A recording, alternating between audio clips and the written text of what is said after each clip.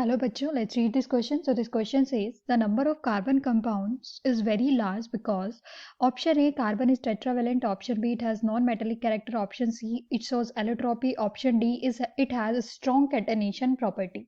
So इस question में जो key concept है वो है carbon compounds.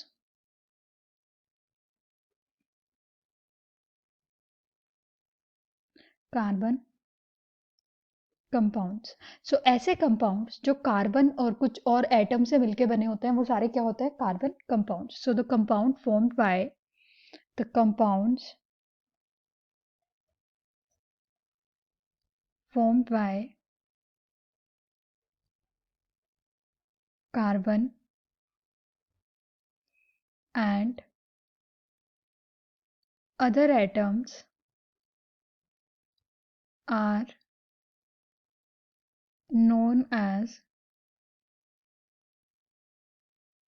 carbon compounds. वो सारे कार्बन कंपाउंड्स होते हैं.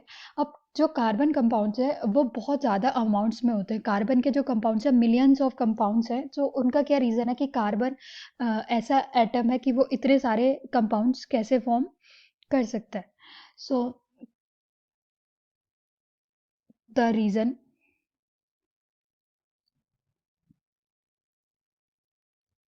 of large number of compounds, large number of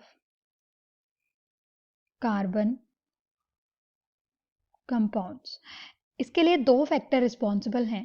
पहला है tetravalency of carbon. Tetravalency of carbon.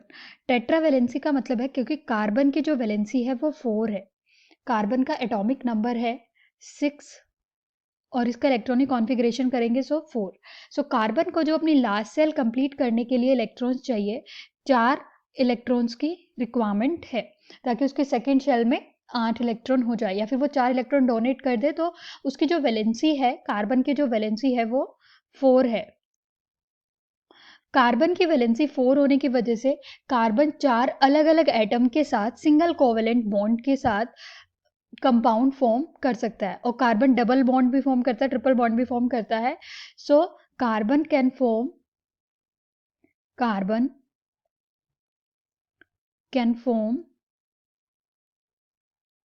4 single covalent bond. 4 single covalent bonds. 4 single covalent bond form कर सकता है एक साथ.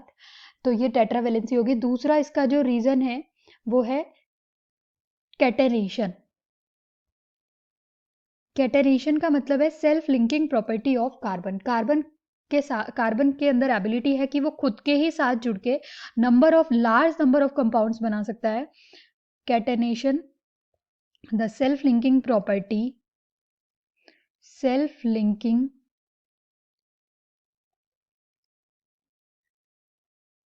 property of carbon is known as